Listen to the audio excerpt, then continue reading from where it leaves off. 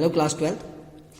तो हमारा टॉपिक है वैद्युत अपघटनी सेल, जिससे संबंधित 2-3 वीडियो मैं आपको भेज चुका हूं। पहले इनका लिंक भेज चुका हूं, लेकिन फिर भी हम थोड़ा बहुत इसके बारे में बात करते हैं कि इलेक्ट्रोलाइटिक सेल क्या होते हैं, वैद्युत अपघटनी सेल क्या होते हैं। तो वैद्युत अपघटनी सेल, जैसा कि हमने चैप्टर के स्टार्टिंग में कहा था कि इलेक्ट्रोकेमिस्ट्री के अंदर हमने पढ़ना है कि विद्युत ऊर्जा का रासायनिक ऊर्जा में रूपांतरण और रासायनिक ऊर्जा का विद्युत ऊर्जा में रूपांतरण।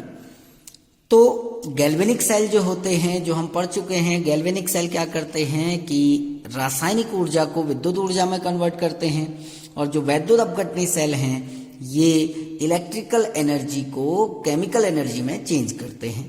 यानी इसमें जो रिडॉक्स रिएक्शन होती हैं वो अस्वतः प्रकृति की होती हैं। अस्वतः मतलब कि अपने आप नहीं होंगी वो अभिक्रियाएं, आपको अभिक्रियाओं को कराने के लिए बाहरी स्रोत से ऊर्जा देनी पड़ेगी। इसीलिए जब हम इलेक्ट्रोकेमिस्ट्री की बात करते हैं, मैं थोड़ा आपको पुराना डिस्कस करा रहा हूँ। इलेक्ट्रोकेमिस्ट्री में हम क्या पढ़ते हैं, इलेक्ट्रो यानी इलेक्ट्रिकल एनर्जी, केमिस्ट्री यानी केमिकल एनर्जी। तो जिसमें हम इलेक्ट्रिकल एनर्जी का केमिकल एनर्जी में ट्रांसफॉर्मेशन और केमिकल एनर्जी का इलेक्ट्रिकल एनर्जी में ट्रांसफॉर्मेशन।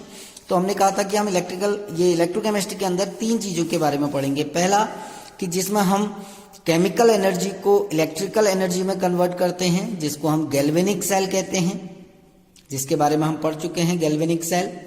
दूसरा हमने कहा था एक ऐसा जहां इलेक्ट्रिकल एनर्जी को कन्वर्ट किया जाता है केमिकल एनर्जी में, उसको हम पढ़ेंगे वैद्युत अपघटनी सेल के अंदर, इलेक्ट्रोलाइटिक सेल, वैद्युत अपघटनी सेल। और तीसरा हमने कहा था कि विलयन की चालकता, विलयन की चालकता हम नेक्स्ट टॉपिक में पढ़ेंगे।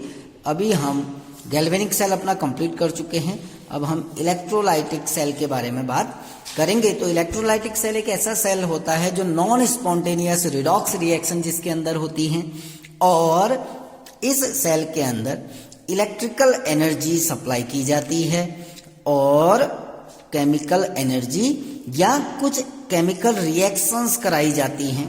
ऐसी केमिकल रिएक्शंस कराई जाती हैं जो नॉर्मली पॉसिबल नहीं होती हैं।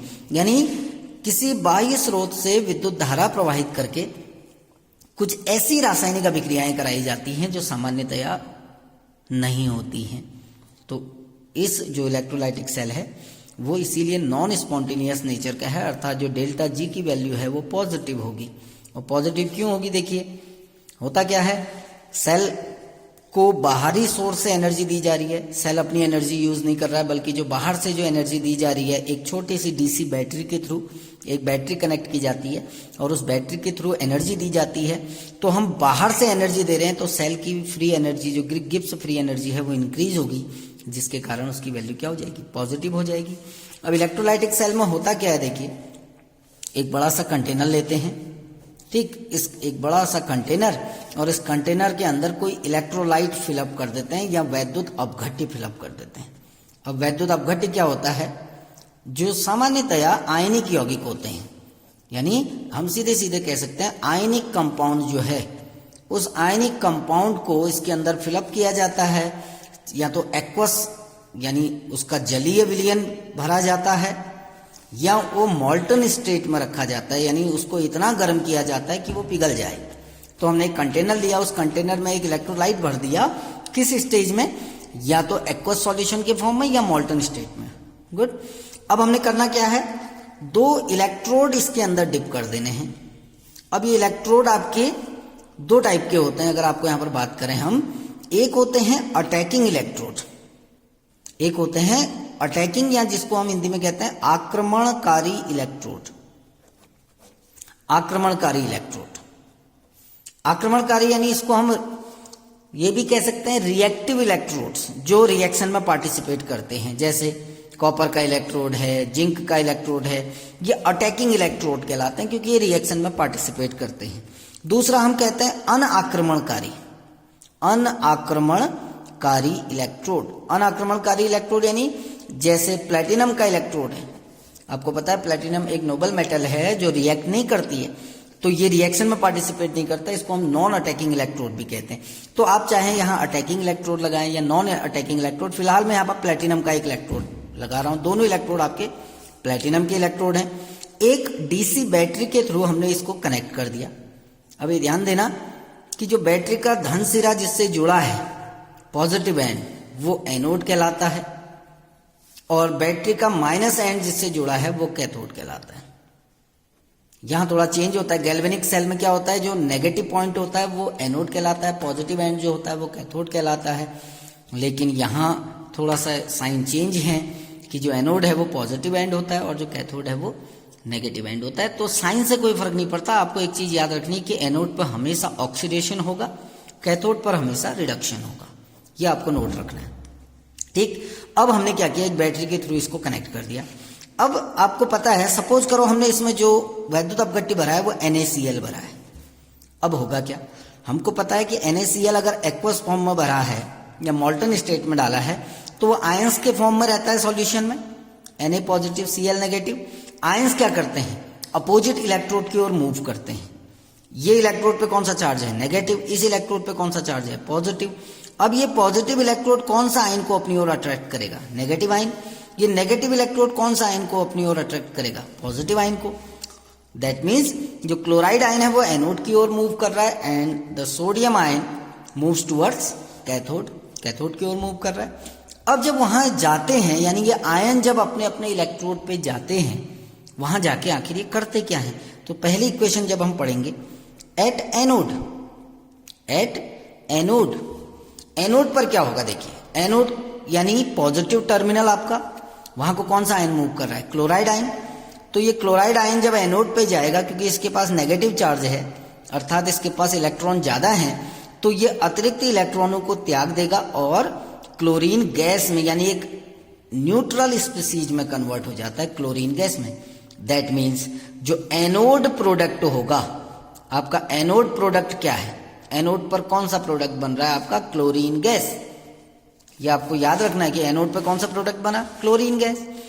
ऐसे ही at cathode, cathode means negative terminal, कौन सा आयन मूव करेगा, पॉजिटिव आयन, यानी Na पॉजिटिव आयन।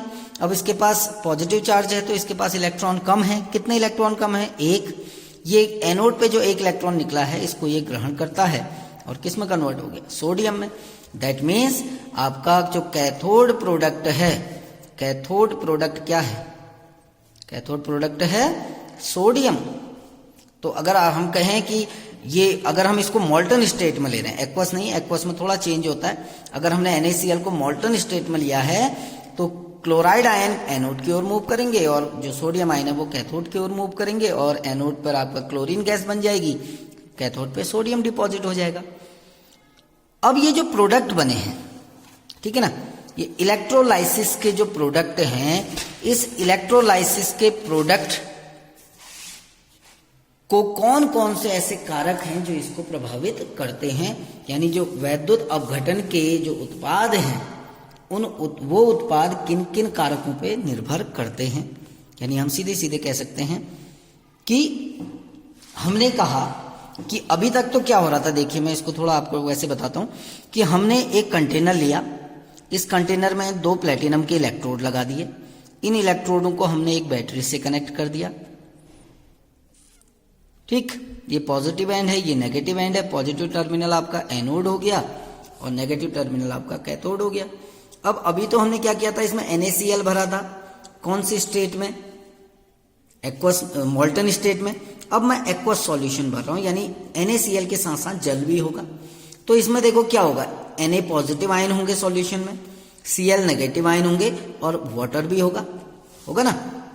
और ये ध्यान देना कि जो वाटर होता है ये ऑक्सीडाइज भी होता है, ये रिड्यूस भी होता है, यानी वाटर ऑक्सीकृत भी होगा और अपचयित भी होगा। तो वाटर जो है वो एनोड की ओर भी मूव करेगा और कैथोड की ओर भी मूव करेगा। अर्थात कहने का मतलब क्या है, अगर हम एट एनोड बात करें, एनोड यानी पॉजिटिव टर्मिनल, अब एनोड की ओर कौन कौन से आयन मूव करेंगे, एक तो नेगेटिव आयन मूव करेगा, यानी Cl नेगेटिव आयन। क्यों मूव करेगा, टू बी ऑक्सीडाइज, ऑक्सीडाइज होने के लिए ये मूव करेगा। ऐसे ही वाटर के अंदर भी पोटेंशियल होता है कि वो ऑक्सीडाइज हो जाए। पहले ही कहा है कि पानी ऑक्सीकृत भी होता है, अपचयित भी होता है। तो Cl के साथ साथ एक कंपोनेंट और दौड़ लगा रहा है एनोड की ओर को, वो कौन है? वाटर। ऐसे ही दूसरा देखिए, एट कैथोड कैथोड पर क्या हो रहा है? Na पॉजिटिव आयन मूव कर रहा है, क्योंकि कैथोड कौन सा टर्मिनल होता है? नेगेटिव। लेकिन सोडियम के साथ साथ वाटर भी मूव कर रहा है, क्योंकि पानी के अंदर भी पोटेंशियल होता है ऑक्सीडाइज होने का और रिड्यूस होने का। तो यहाँ क्या है? देखो पिछले केस में क्या था, आपके पास दो ही आयन थे, एक पॉजिटिव और एक नेगेटिव। नेगेटिव वाला कहाँ की ओर को मूव करेगा? एनोड की ओर को। पॉजिटिव वाला कहाँ की ओर मूव करेगा? कैथोड की ओर को करेगा ना। तो दो ही थे। जैसे अगर हम कहें रेस हो रही है और उस रेस में एक ही व्यक्ति पार्टिसिपेट कर रहा है, माना ये एक रेस हो रही है, ठीक है ना, ये आपका एंड पॉइंट है, यहाँ पर आपको जाके जीतना है, और दौड़ने वाला एक ही कंपोनेंट है, कौन? Cl negative. तो धीरे धीरे भी जाएगा, हालांकि लास्ट में ऑक्सीकृत एक ही को, इसी को तो होना है। ऐसे ही यहाँ सोडियम आयन कहाँ की ओर को जा रहा है? कैथोड। कोई दूसरा आयन तो है ही नहीं गति करने को।